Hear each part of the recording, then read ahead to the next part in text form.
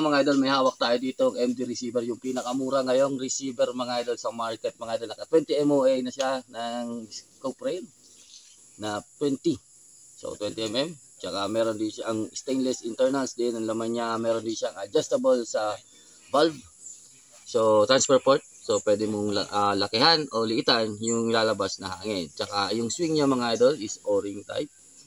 So meron din siya dito sa ilalim na bleed at ito mga idol is adjustment sa valve, pero alam ko lock ito or parang takip. So sa loob pa rin yung bubuksan mo, kailangan pa rin na walang hangin. Walang hangin yung laman para ma-adjust mo yung kanyang valve mga idol. So meron din siya dito nakakabit na mga idol na natatanggal ito mga idol para sa kung wood stock or tactical. So meron din siyang adjustable hammer. Ayan. At ang ganda, ang napaka-smooth nito mga idol na trigger, yan. Meron din tong adjustment sa trigger mga idol yan.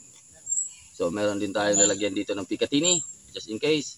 Ito mga idol is MD PCP receiver mga idol. So yung seller natin is si Sir Sep Abril, nandito siya kasama natin mga idol. So ito ata lock ng kanyang trigger assembly. Yan, napakaganda. Yung ano niya, yung barrel niya mga idol is parang clamp or clip. So ito mga idol is iniipit niya pababa yung barrel. Hindi yung may tutukod sa barrel na screw or kailangan mo ng dimple para hindi gumalaw yung inyong barrel. So ito iniipit niya. Pero pag maganda yung kabit mo dito mga idol, sigurado akong hindi gagalaw yung barrel mo dito at hindi madadamage yung barrel mo. Napakaganda talaga. So pantay na pantay mga idol. 20 MOA. So sa mga hindi ka nakukulangan dyan sa elevation mo mga idol, matadagdagan ka pa ng 20 MOA dito mga idol.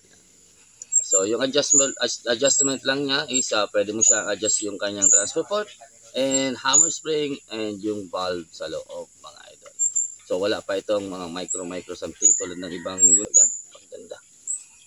So pag nakuha nyo to mga idol is tuned na po ito.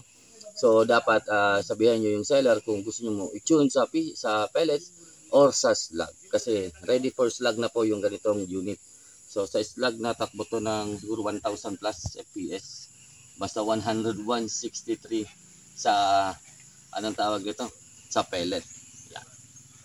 Napakaganda mga idol. Napakasulit. Yan. Sana magka-avail din tayo ng ganito. Maganda sana kung sponsor, no? Yan. Sir Seth, baka naman. Thank you sa mga nagtatanong po ng MD receiver. Ito na po, may hawak na po tayo. Pero binili na po ito. Nabayaran na rin na i-vlog lang natin. At meron pa naman mga ganito. Hindi lang dala. So ayun mga idol, maraming salamat sa inyo. Hanggang dito lang. Take care. God bless. Peace out.